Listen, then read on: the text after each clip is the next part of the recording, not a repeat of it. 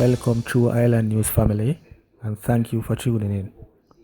DJ Quick Cook mourns murder of father. Family reject gang related suggestion. Dancehall artist Quick Cook is mourning the death of his father, Michael Ital Lumley, who was shot and killed by unknown assailants in St. Mary on Monday night. Lumley was 61 years old. The man celebrated his birthday on Sunday and them kill him on Heroes Day. A grief-stricken Quick Cook told the news. This tragic, but the overseas and get the news and the whole of my family shake up. My father is a real hero. Him dead the day after his birthday on Heroes Day. He was a hero to me and my brothers and sisters and the whole community. He was a loving and caring legend to all in his community. The elder Lumley passed away leaving 6 children, 4 boys and 2 girls. He would die for his children. We were the apple of his eyes. He was very clean, neat and organized. He was a very hard worker. You could call him a serial entrepreneur. He was a giver. He would give his last to make anyone he cared for to make them happy. I am just asking my fans and my colleagues to pray for my family right now in this dark time. Quick Cook added.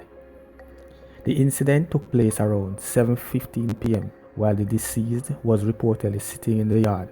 It is alleged that a silver Toyota Axio motor car stopped at the gate. 2 men alighted from the vehicle, entered the yard and approached Lumley. The gunmen then reportedly opened fire, hitting him in the left shoulder before escaping in the waiting motor car. Lumley was taken to the Anoto Bay Hospital where he was pronounced dead. No one else was injured in the attack. Meanwhile, Lumley's family is refuting reports that his murder was gang-related. In the wake of his devastating loss, we are disturbed by the false narrative that has been publicly circulated by the authorities, claiming that his death was the result of gang violence and that he was visiting his girlfriend. Michael was killed in his home. This information is not only deeply hurtful to our family, but also a grave injustice to the legacy of a man who spent his life fostering unity and peace, the family said in a release. We categorically refute these claims and call for a speedy, transparent and thorough investigation into the circumstances surrounding his murder. We believe that only the truth can honor the memory of a man who stood for integrity, injustice and the betterment of his community, the Lumley said. The family added that Lumley was a man of peace and it is only right that his death is investigated with the seriousness and diligence it deserves. No approval of events featuring no-cap artist, St. James Superintendent. The St. James Police have advised promoters that no approval will be granted for events which feature an artist, an entertainer who has a song which promotes the mowing down of members of the Jamaica Constabulary Force who are on traffic duties. The stance that is being taken by the St. James Police is a direct reaction to the recent tragic death of one of their colleagues, Constable Linroy Codner, who died on Sunday at the Falmouth Hospital in Trelawney, where he was hospitalized in critical condition after being mowed down by a motorist in Granville, St. James on Friday, October the 4th. Since then, a song by entertainer Eddie G entitled No Cap, which has the line, "Better move your speed a gun, the beast a come, may we lick you down, police a ground," has gone viral. I personally will not approve of that artist performing anywhere in St. James. I can tell you that much, said Commander of the St. James Police Division, Superintendent Aaron Samuels, while addressing members of the media on Tuesday. Because of the emotions that will be evoked by police officers, I don't think I will be right for us losing a member in such a manner and giving support to that kind of song, Samuels elaborated. It was reported that on Friday, October the 4th, the police were conducting a roadblock exercise along the Granville Main Road in the vicinity of St. John's when Codner signaled the driver of a white Toyota Probox motorcar to stop. The driver reportedly slowed down and upon reaching close to the police officer, sped up, hitting the cop and sending him over a precipice that was said to be some 50 to 70 feet deep. Codner was rescued from the precipice and taken to the Cornwall Regional Hospital in Montego Bay, St. James, then was later transferred to the Falmouth Hospital in neighboring Trelawney, where he was admitted until he died. As somebody who understands music, music has a great impact on behavior.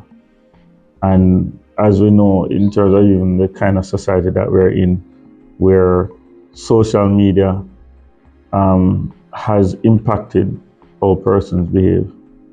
This particular song, based on especially the comments that you're seeing, is changing how persons view police officers doing their lawful duty. And they ought to understand that when they go outside of this realm, there are consequences, as we will see, especially in this case. But this particular song, whilst I am for freedom of speech, sometimes not all rubbish should be free. So there are things sometimes that we will have to censor. The age of social media makes it harder for you to ban things, but what I'm calling on is for the average sensible law-abiding Jamaican to understand right from wrong and to ensure that they work with the police. In fact, I personally will not approve of that artist performing anywhere in St. James. I can tell you that much, because the emotions that will be evoked by police officers, I don't think it would be right for us losing a member in such a manner and giving support to that kind of song. Cherry Tree Lane gun accused deny bail. One of two men arrested and slapped with gun charges in August after they were reportedly held in the Cherry Tree Lane community, Clarendon, with an illegal gun. A day after the deadly mass shooting, is to remain in custody after the High Court refused to sanction bail. The appellant, Rick Edwards, 22, former of Lawson Boulevard, Forepath, Clarendon, who was refused bail in the gun court section of the Clarendon Parish Court on charges of possession of a prohibited weapon and unauthorized possession of ammunition, had appealed bail refusal in the Supreme Court on October 9th, but the appeal was dismissed. Justice Sonia Wint Blair is refusing the application, considered, among other things, the fact that the defendant had not disclosed in his affidavit that he was on bail for murder in the Manchester Circuit Court. Edwards and his co-accused, 24-year-old Davante Jackson, a construction worker of Cherry Tree Lane, were arrested on August 12th after a Black Taurus 9mm pistol and a magazine with 12 rounds were found in a crossbody bag, which was in Jackson's possession. Both men had entered the community on an unregistered motorcycle about 10:30 a.m. when they were signaled to stop by a team of officers on patrol in the community. Edwards, who was the driver, reportedly slowed down the motorcycle but was attempted to accelerate and was held. Jackson, who was the pilliard rider, dropped the bag and ran off but was caught.